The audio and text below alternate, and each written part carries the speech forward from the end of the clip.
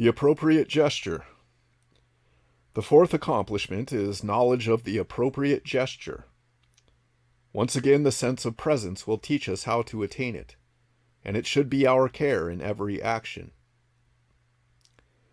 The absence of it corresponds to the state described commonly as lack of presence of mind. Really, one should think more often of the meaning of that expression. For what will be the use of an act performed without the mind being present?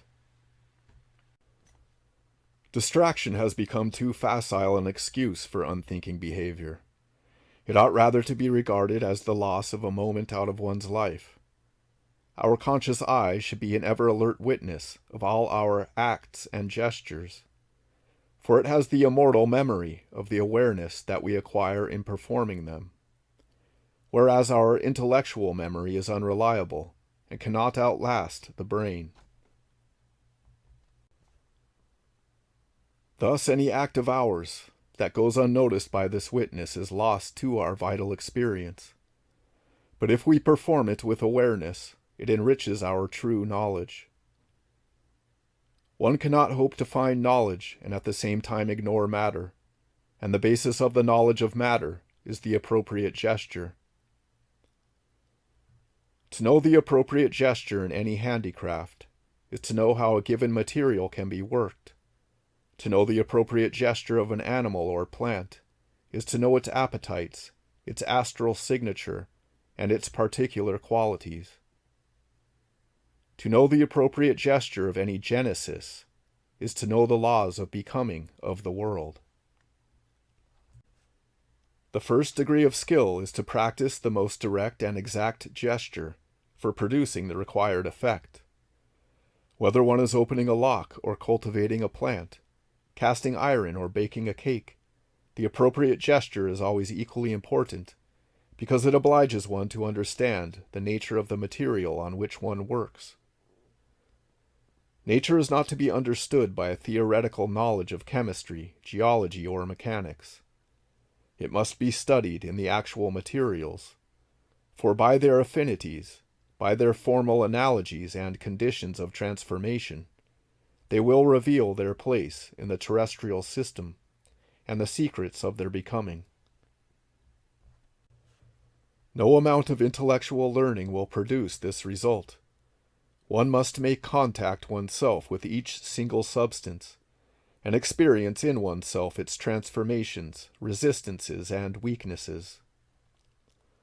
An experienced blacksmith can tell without any exterior sign the point at which the metal will break, and an enameler must be able to tell the state of fusion of his enamel without taking it out of the oven to look, or his labor will be wasted. The slightest direct experience thus acquired is more than all theoretical learning of the subject. Thus, whatever your profession may be, watch and try out the appropriate gestures of several practitioners in order to see how different materials react. Sharpen your sensibility by trying to find the most perfect way of working the material as you wish.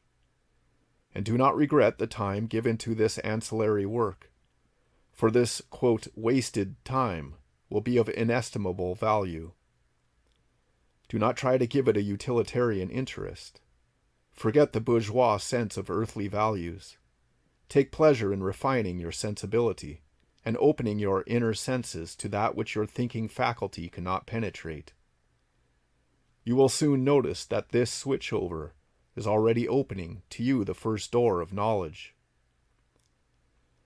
Assiduous practice in searching for the appropriate gesture teaches one the rhythm and character of things, and the supreme degree of it is identification, or perfect communion, with the thing in question. This, according to Lao Tse, is the knowledge of Tao, the union of the knower with the known. There is a fine Taoist image which gives one a notion of one's progress. The swimmer who can swim calmly across the river is a good swimmer. The swimmer who can swim through the rapids is a very good swimmer.